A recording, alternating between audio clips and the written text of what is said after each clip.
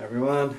Just going to talk about Wu Dao Gong and why it's something you should think about doing, especially as an art for health and for self-defense. It's very beneficial on many, many levels. I've been practicing at least 30 years with Wu Dao Gong and my teacher Fei Wong. It is a really special training, something that goes very deep. I've trained in Tai Chi, different forms of Tai Chi. I did boxing, I did some karate, some jiu-jitsu, a whole lot of things as I was growing up. But this art has served me probably the best. It's got so many different things within it and really changes you on many different levels. My teacher, Fei Wong, was lucky to study with a very high level master. So in China, there are people who are recognized, not always famous. He's not a famous person like some masters that are very well known all over the world, but his teacher was someone very, very highly regarded, very, very well known in certain circles. So people knew of him. And the system itself, it's based on Xingyi, which means mind, body, spirit boxing, or mind intention boxing, heart mind boxing, different ways of explaining it. And it's a type of famous boxing in China. So you have Tai Chi, Bagua, and Xingyi. They talk about these three as the same family internal arts. Xingyi is very much known for its efficiency in terms of usage, so it's a very good art that way for self-defense, and has developed over the centuries to a very refined, high-level practice. So the lineage or the practice that we use or teach now is based on one that seems to have evolved through a Buddhist connection, a Buddhist temple in China. I can't tell you exactly all of the details because some of the things were meant not to really be open to the public. In its early days, it was just taught to a handful of people in Shanghai and I believe before that in some parts of North China. But before then, it was just kept within the monastery, and it was used more for their strengthening purposes, for their meditation. So it connects to all of those sorts of things. I'm not going to go into everything today because I'm really just talking a little bit about it and giving you an overview of some of its, the way it's used and the way we train the body. So if you were thinking about getting better health, so it is a martial art, but it's not like we don't get around there trying to fight with each other all the time.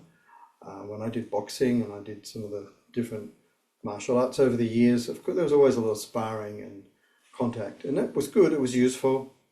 Many injuries, many bruises. It was great. Growing up, you learn a lot of things about dealing with aggression and conflict. However, this does do all of that eventually. It does have that as part of its training, but there's much more behind it.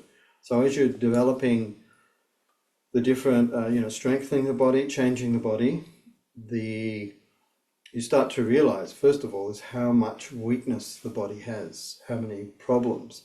So even though I trained for so many years, I didn't, well, according to this practice, my strength was strong. I had speed and power, but it wasn't really full body power. It was only, from the upper body mainly. It wasn't integrated. So this sort of training focuses very much on whole body strength and integrating your power. So the training is built up pretty much like through the legs, that's your foundation, through the waist, through the upper body. So when you're training, it's a process of opening the body. So you've got to get rid of tension, but then you also have to build up strength. The legs usually are the first main thing to practice. Traditionally, that's what they do. They would get you to do things like low legs, and then slowly, once that was established quite well, you'd learn the next thing and the next thing and the next thing. Most of the training, and it's not like heaps of different forms. It's different to even Tai Chi or any of those things, there's only, maybe depending which part of the training you go to, usually people start with Army Shingi, but even before that, they just need to do fundamental training, which is just to help open the body. So, even things like punch kick, and different leg training are quite sufficient for opening the body, helping it to loosen and strengthen the body. And then you may learn a couple of forms, which are very simple, like Dunbar. It's a pretty simple kind of movement, but it's quite comprehensive, and there are a few different stages or practices with just in that, like extensions of that practice. And there are other ones like Yinzo, which is to do with the strengthening the hands and using power from the whole body. There's a rooster form. There's a few forms within that, maybe 4 or 5 main ones that people would focus on. But even 3 or 4 is usually enough for most people to change their bodies. So because of the emphasis of martial, from a martial point of view, you need power, you need coordination. So power, for us, coordination equals power in a way that, in a sense that your body, first of all, needs to feel that it's connecting to the ground. And to do that, you need a certain level of strength. So your body can sit, it can feel. It's not tension, it's just a strength overall.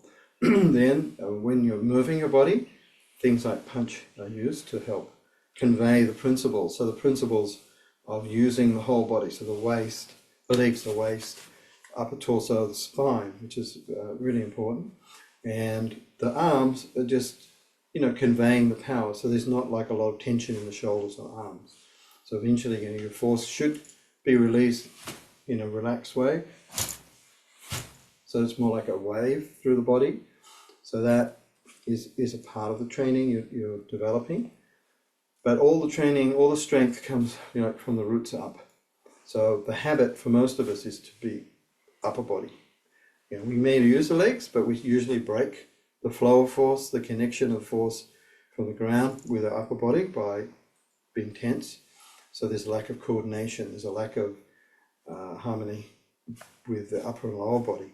So the training, you may do slow training, like slow punch, for example, to start to integrate, to start to feel where the power is and feel how the body works together. For example, if you're punching with one fist forward, the other one's going back. So you can see this idea of opposite force all the time. This becomes more refined as you develop. So we talk about yin and yang in this context, so that you're learning to separate the yin and yang in the body, the different forces, the different feelings, and gradually you start to put them together. So there's more than like, even though you're punching, it looks like that's the only force. There are other forces involved. There are side force, there's downward force, there's a pulling and a pushing force. So there are many forces involved. At first you can't put them all together, but slowly you combine them all, and that's a really important part of the usage. And it's also an important part of just awareness of the body, because to enable your body to do that, you have to, like I said, open the body, relax the body, then you have to kind of put it all back together again. So the saying that we have is 1 inch adjustment. It's not 1 inch force, because most people usually talk about 1 inch punch. That's a result in our training of the ability to adjust the body very precisely. Okay, so that just a small adjustment, can produce a different kind of force, or a lot more force. And this happens over time. So it looks like the same movement to an outsider. You go, yeah, what's the difference? It looks like punch. But behind that, the body's changing a lot. There's a lot more movement, a lot more mobility within the body. So this is good for health, because your body is opening up deeper and deeper. You can't force this. It's very hard to force it. Perhaps in a younger person, someone in their very early teens could, get more changes in the body quicker. So there's less, they do it quicker, basically. Whereas someone who's older will take more time because the body's got rigid. In the end, it doesn't matter. It's not like a race. You just do what you can do, keep going, and then slowly the body changes and you feel, as I said, you feel a lot better.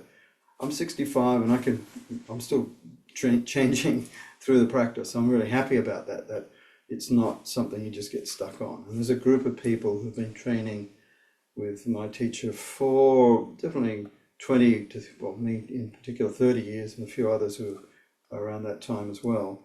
And they've all done other things before, so it's amazing. It's a testament to the training, how much they've changed and how much they've, like one of the people is 67, and I mean, he's been training with Faye for a long time as well, and he's in incredible shape. Just amazing to watch him perform and do things that you would think, no, that's not possible at that age, or you'd be, suffering a lot if you even attempted to do those things. So the training can really bring out more of your potential. And that's a term they use a lot, saying that the human body has all of these attributes and qualities that are normally lost over time, especially in the modern era. We sit a lot, we're using computers a lot. We don't really engage our bodies very much. So these abilities, these natural strengths start to lessen, to be reduced over time, and we end up with a very troublesome body, spinal problems, shoulder problems, neck problems, leg problems, everything you can imagine. So being able to train can empower you again, can get rid of all these weaknesses that have accumulated. And that's probably the main reason why you would do anything like this. So, martial art, people often are a little bit scared of that, thinking, oh no, I don't want to do martial art, I don't want to fight, I don't fight. And that's true. We hardly ever have to fight, maybe never. And that's a good thing in itself. However, you use it as a method, as a benchmark, I suppose, to help you understand or help you reach a certain level in your training, that you can produce power, you can use it if you needed to for self-defense, but at the same time as you've done that, you've changed your body, you've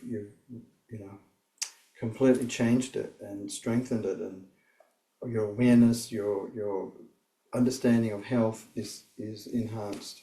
So this is why we use the martial aspect, because it's very real. Even though we're not fighting, we still have to use an opponent, we still have to train with people to bring out all these qualities and understand them more thoroughly. So this is the pathway. So it trains the body very well. There's a meditative aspect. We have standing, different postures that we use to help us adjust the body, and they involve the mind as well as the body. So learning to relax first, even in a very passive way, is challenging for a lot of people. But the way the system is used, it also has movement. So that helps you, it helps you gain some sort of control or power over your mind in terms of wandering thoughts and negative kind of thinking. It helps you to focus better. And then it starts to lead you to a better relationship between your mind and your body. So when you're moving, you always feel, the better you become at moving, you notice that your feeling, your awareness is also stronger in terms of it's more within the body. It can feel what the body's doing more clearly. So this straight away changes the way the relationship you have with your body. So if you're a thinker, you're working all the time with your head, there's this distancing of your mind and your body. They're not actually with each other all the time. So once you start training, it becomes very apparent that this disconnect between the mind and body that has been built up over the years starts to change. You start to realize, they are related through the nervous system. You have to feel the coordination, you have to be aware of the body. So this straight away helps you on many levels. For example, you're more in touch with the body, you're able to perceive different problems before they become unmanageable. So you may be suffering from something, maybe a headache or some issue with muscles or joints or whatever, and you straight away recognize that, and you through your training you know how to address these things. Or if it's something that's quite serious, you may need to see somebody else, a professional in that area, to help you. But at least you're aware of it. Whereas before, you may have sort of like pushed your way through it, taken painkillers or whatever it is, and the problem gets worse, and then it's serious, and then maybe very hard to fix if it goes too far. So this allows you to intervene, to at least pay attention, and to have the training provides you with many tools in which to address these things. So the saying is, you know yourself, you start to learn and understand yourself. Now this is powerful, because if you're unaware of yourself on a deep level, and if you're always influenced by those around you, you may make decisions that are not really appropriate for you. And that leads to all kinds of problems. Maybe in your working life, you chose a career that your parents were in favor of, and you kind of just went along with it, and then now you've been working for many years, and you realize that this is not your path. So training will give you confidence in terms of, no, look, this doesn't suit my personality. Or I'll do the work and I'll benefit from it different ways, but in the end, I may choose another path. So it gives you that kind of understanding, or a better understanding of those things. But at least you know, yeah, no wonder I'm having all these issues with my health. What I'm doing every day is not conducive to, not in concordance with my thinking and with my feelings.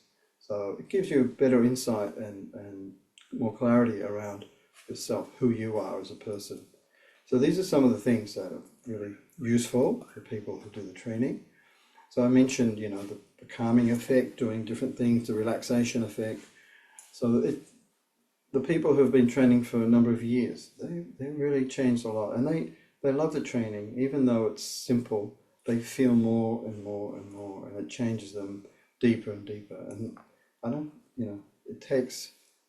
it can take you a whole lifetime, I think, to explore all of it. There's so much there, and that's good in a sense that you never really get bored. You always know there's something more, and instead of going out kind of all the time, it tells you to come back and go deeper, and that is a really good thing, because we miss so much of what's in front of us and what's within us. We tend to look outside all the time, and that just makes us feel restless, and leads to more issues. We're not happy there, we're not happy here.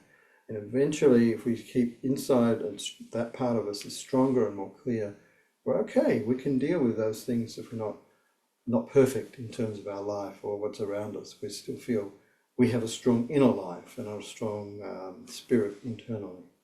So I'll go on to a couple more things just to cover briefly what this art is about. So it is called an art. So art implies, especially in China, the transformative aspect to it. So it's not purely, like how it looks or how somebody perceives it. It's more about how it's changing you as a person. And because you're challenging your weaknesses, and everyone's got them, you're kind of saying, yeah, I can't do this, or I can't do that, or I'm a bit weak here or there. And you're using your training to help strengthen you, to change you, to, you become, your resolve becomes stronger, your spirit becomes stronger. You learn to adapt to things better, you're physically, mentally, emotionally. So you're changing yourself, transforming yourself. Many people find that even if they came because of an interest in martial arts, like myself, you start to realize that that's a pretty, what is that about? Fighting, hurting people. I mean, if you have to defend yourself, that's fine. You have to defend yourself, and your skills hopefully will be enough to do that. But of course, if your skills are really good and you do hurt somebody, the saying is that one leg is in prison, the other in hospital. So, you can be hurt, the other person can be seriously hurt. So then we start to rethink a lot of things. So little grievances that you know may occur between you and somebody else, or yeah, you may look at it differently and step back a little bit, or just don't let it worry you. Often people feel that your strength is improving, not in a challenging way, not in an aggressive way, but just in a way that people sense. If they see maybe like a tiger walking, you're kind of a little bit like, okay, that's a strong looking creature. Even if the tiger's not aggressive, you kind of respect, you have a natural respect for that kind of sense of power or movement within that creature or person, maybe a person. And if the person is also not aggressive, but more of a happy disposition, easygoing disposition, that also makes people less likely to feel threatened by you, having to exhibit some sort of aggressive behavior. So there's a lot of, just in those contexts and in, say, the context of general awareness. So you might feel a sense of like, this place is not suitable, I shouldn't be here. There's a lot of aggressive people are very drunk, that kind of thing, or just a dark energy about something. You're much more aware, careful, or you might say, I'm out of here, I'll go somewhere else. I don't want to waste time here. So, you become clearer about those choices, whereas maybe before you didn't pick it up, you stayed too long, got into trouble, got into a fight, got into an argument, all of those sorts of things, went down the wrong street, the wrong way, or the wrong time, and, met with something that you weren't expecting. So training this awareness helps you. So it's already a form of self-defense in terms of not being in the wrong place at the wrong time, all of that. So, these are all good qualities to do with the practice. So if we look at this name, I wanted to just put this here. It does have a purpose. Wu Dao Gong. So this is the name that my teacher chose. So originally it was just called Guarding the Temple Form. So in the in the Buddhist temple, there were a number of the monks, monks I guess they all were, who were taught this type of training. I think all of them were taught to some degree, but of course there were some who were very good and reached a high level, and they would, be the sort of people that would keep the place safe from any people coming to create problems. But yeah, so that's where the traditional name was, Guarding the Temple Form. But because it has the implications of the training are quite profound. So my teacher coined this particular name. So Wu, in this context, Wu is awakening, an understanding, a deeper understanding. So of the things I've just been mentioning now. So sometimes through training, you get insight. You can see it more clearly. If you're very good at the training, you probably understand many other things associated with martial arts. You'll see strengths and weaknesses and practices. You'll know it. You'll see it very, very clearly. So when the understanding is at a good level, it is like you can, just a few things, a few movements will have a better meaning, a deeper meaning to you. So Wu is one thing. So it's, in terms of your training, it's awakening to the potential of the training and how it can help you. Dao means a method, a system.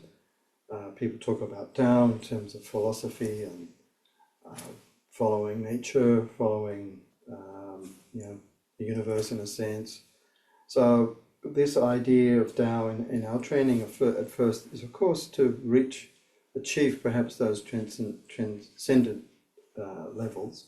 However, in the beginning, you need to follow a way, a method, a path, so you know where you're going. So if you're not clear about what to do in training and you're being told this and that, you're off track. So training, if the teachers are good and they've learnt well, they will be able to give you the method and keep you on the track. It's pretty much when you're teaching anyone, you're looking for, or you sense their weaknesses and what they need to do to remedy them. So that's like the teacher's role is just to be a guide and keep you on the track, on the path, and do the things that are going to help you transform your body, make your body stronger, more aware, more coordinated, and guide you through this practice. And the more, if the teacher's good, they say things a certain way at the right time, it definitely has an effect on your training, because people naturally will lose motivation over time, get a bit bored, frustrated. Frustration is a big one. But then, these are what can you say, like you've reached certain obstacles in your training, and those obstacles, are a reflection of yourself usually, or they usually always are. So they might be those different emotions that you feel, whatever it is. I'm not good enough, I need, this is not for me, blah, blah, blah. However, if your teacher's there and they can explain something, usually it helps you see that and you realize, yeah, okay, that's, okay, yeah, I'm looking at it from a very sort of myopic viewpoint, and I need to kind of see a bigger picture, a more clearer picture. And then over time you realize, that's what I used to think. I don't feel or think that anymore. I've changed myself through the training and I've gone on to the next stage. And then it becomes quite clear that this is a path that you've got to keep doing until, it's maybe in the beginning, it's very windy. The path's not straight because of how you can't do something, you're challenged by it. So over time you keep doing it, practicing, and then slowly it's more clear. So, my teacher would say the traditional way is very harsh. You do it, this is what you're supposed to do, you do it. But nowadays it's pretty hard for people to have the time, the energy, or whatever to accomplish those things properly. Doesn't mean we don't have a standard, but we're a little more lenient and a little more broad in our acceptance of that, and let people find their way until they get stronger, until they reach a certain point. Okay, now you have to do it this way. This is the traditional way. By that time, people are a lot more accepting and ready to go to the next step. So that's the Dao, the method. And then Gong is the work, the effort.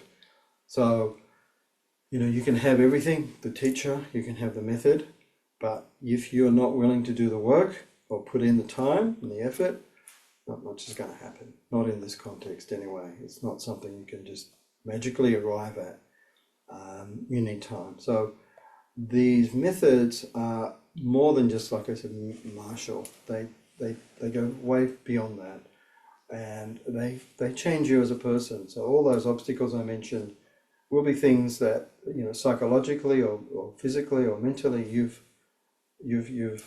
brought up or have been brought up through the training, and through the training, through applying the method, you can start to see through them and change them, transform them, and then the practice changes you deeply. So Gong is that effort. If you don't have that effort, it's not possible to really change your body deeply. Not through my experience, that's for sure. And the Gong, it's just it's a Chinese term. So what is it? Kung Fu means effort.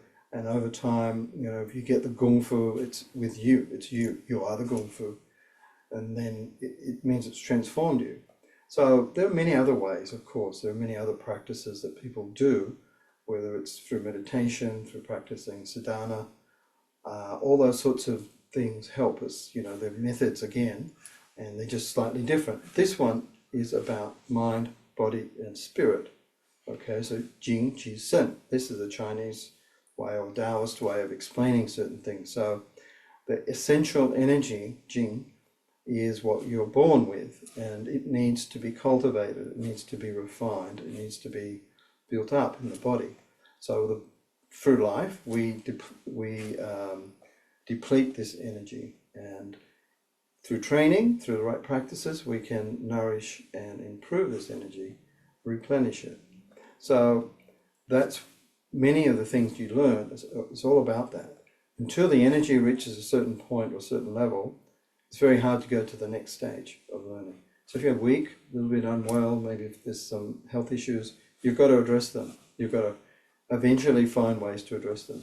So through the training, you'll already start to do that physically. The body loosens up, the strength, your body gets stronger, your energy builds up, your emotions are less hectic, your mind becomes more clear.